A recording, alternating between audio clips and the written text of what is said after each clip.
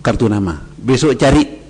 Sudah di rumah saya saja udah. Besok pagi kita ringkes berangkat semua ke Utaibiyah. Nyampe di sana lihat orang ada ngapalkan tafsir Jalalain, ada ngapalkan hadis, ada ngapalkan itu macam-macam. Setelah itu qasidah. Setelah qasidah lalu beliau bilang, ada yang bisa qasidah? Ada. Itu Ahmad Said Abdun dengan Idrus qasidah. Senang ya Abuya. Mulai itu terjalin hubungan dengan Abuya.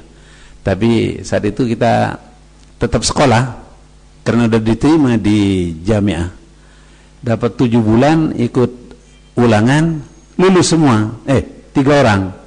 Beliau ini yang lulus, Said Muhammad bin Idrus Al-Haddad lulus, saya lulus. Setelah lihat ijazah itu, lalu 2 orang ini minta berhenti ke Abuya. Saya dah usah jami'an sudah. Tidak tahu ini katanya Abuya bilang itu Ihya sudah lebih dulu dari kamu. Dia bilang katanya istikharah pakai Quran. Ya apa itu istikharah pakai Quran itu? Maaf ya, mau nostalgia saya. Karena kalau ketemu itu dalam hati ini banyak mau ngomong. Apa istikharahnya itu? Istikharah dulu waktu mau berhenti dari jamiah. Ceritanya banyak. Walhasil semuanya berhenti. Jadi 9 orang itu termasuk Ar-Ra'ilul Awal, pembuka pertama. Ditambah lagi Kiai Nasruddin dari mana itu? Senori. Satunya lagi Salahuddin ya, sama Ali Akbar. Itu pembuka pondok di Utaibiyah. Pada saat itu Abuya masih belum seperti akhir-akhir ini. Saya 3 bulan, maaf, tidak buang air besar, karena yang dimakan setiap hari rotinya orang yang sudah tidak dimakan, yang sudah dibuang itu kita ambil, kita masak, kita kasih gula, kita kasih garam sedikit, itu yang kita makan setiap hari. Lalu ada teman-teman mukimin akhirnya tahu kita ada di sana, kita dikirimin pronas itu makanan jamaah haji saat itu. Abuya masih belum ngasih uang saat itu. Ya itu dari Madinah itu yang bantu kita dikirimin soplukan untuk anak nasi itu apa namanya? Dandang. Ya pokoknya alat-alat dapur lah dikasih. Ya mereka itu urunan. Ya Hadibah Sultanah, ya Ahmad Baraja, Sayyid Agil Munawar, Sayyid Alawi Al-Kaf yang sekarang jadi mufti Johor. Ada 7 orang itu yang peduli terhadap kita. Setiap bulan datang ke Mekah, kadang-kadang 10 hari sekali kita dikasih uang. Akhirnya rupanya Abuya mulai tidak boleh menerima uang dari orang. Abuya yang ngasih akhirnya. Mereka berhenti ngasih kita. Itu perjalanan kita dalam menuntut ilmu sampai ke Mekah. Dan kalau dikatakan alumninya Abuya itu Talabatul Haramain, itu memang betul. Makanya ma'had ini dinamakan Nurul Haramain, karena paling tidak setiap tahun 3 bulan kita di Madinah, dan kadang-kadang lebih dari 3 bulan kita belajar sana. Kita tinggalkan Mekah sama sekali.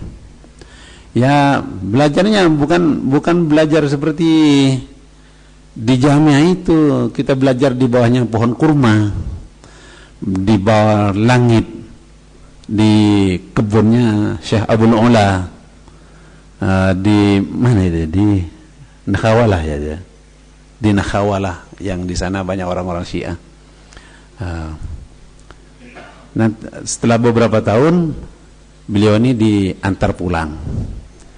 Lalu setelah 2 tahun saya juga diantar pulang. Dan sampai di Indonesia ya tidak seperti sekarang ini. Masih beliaunya ini saya ingat kemana-mana itu pakai itu sepeda ontel. Apa itu ya? Apa itu sepeda ontel? Apa sepeda Gus? Suzuki. Ya, dot itu. Surabaya, Malang, Surabaya, Lamongan, Surabaya, enggak tahu kemana lagi. Terus begitu. Tak tanya, ya apa kamu kalau hujan? Ya kalau kebetulan bawa mantel ya enggak kena air. Kalau kebetulan enggak bawa mantel ya sudah basah kuyup. Mau bagaimana lagi?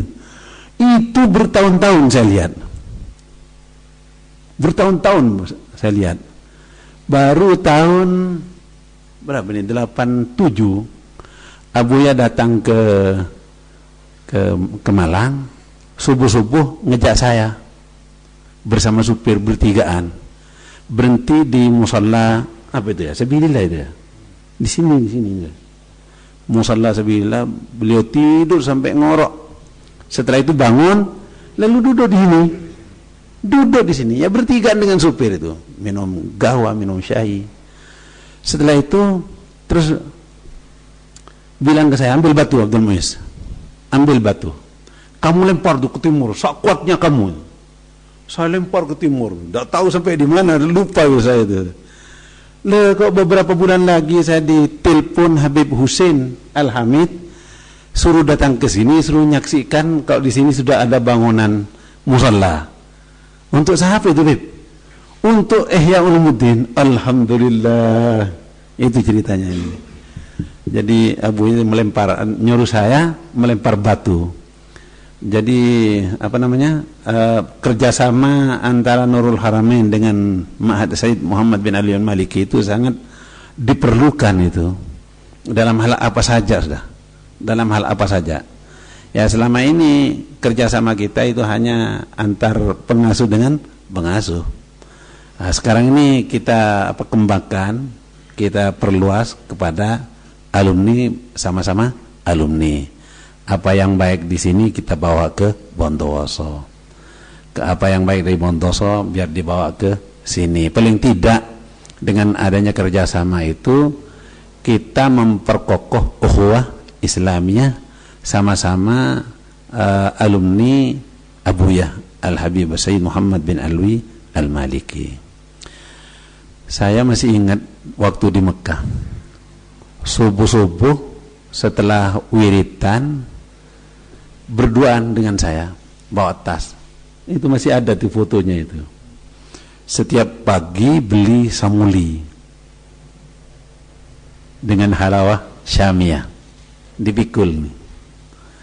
Ya, pada saat itu kita tidak membayangkan, yang penting apa kewajiban kita lakukan dengan sebaik-baiknya. Mulai dari khidmah kepada guru, khidmah kepada pesantren, khidmah kepada ilmu, sampai khidmah kepada sesama santri. Beliau ini sampai marah-marah, jangan kamu terus yang nyuci talam, saya sudah bagi-bagi, sekarang ini bagiannya marah sama saya. Karena setiap ada Maulid Nabi yang bersihkan talamnya itu saya ikut. Bahkan anak-anak yang mau cuci baju itu tidak dicuci sendiri, saya dianggap mesin cuci sama teman-teman itu. Ini beliau juga marah, kamu jangan mau terus gitu, kamu kan mau belajar juga. Marah. Tapi ya memang harus seperti itulah yang kita lakukan.